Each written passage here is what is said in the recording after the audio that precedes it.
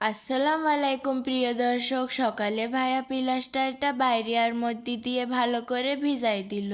তারপরে ভাইয়া নিজের আল্ট্রা প্রো ম্যাক্স হায়াবুসা নিয়ে কাজে চলে গেল। আমিও 2 গ্লাস চাল নিয়ে ভালো করে ধুয়ে তার মধ্যে 2টা আলু কেটে দিয়ে দিলাম। ভাতগুলো ফোটার পরে তার মধ্যে ভেন্ডিও কেটে দিলাম। নানিও এদিকে উঠোনটা ঝাড় দিয়ে নিল। তারপরে নানি পাতি হাঁসের বাচ্চাদের ফিট আর পানি দিয়ে দিল খাতি। দুপুরে ভাইয়া কাজ থেকে এসে একসাথে খাতি বসলাম। খাওয়া দাওয়া শেষ করে নানি আর ভাইয়া রাজাদের কুড়ো আর পানি দিয়ে দিছে। অনেকদিন পরে আজকে মুরগিরাও 2টা ডিম পেড়েছে। বিকেলে নানা যাদের সাথে গাছ মারার কাজ করে তারা সবাই আমাদের বাড়ি কাছ থেকে এসে ভাজা মুড়ির পার্টি করছিল। এইদিকে নানিও সবার জন্য চা বানাই একটা একটা করে দিয়ে দিল।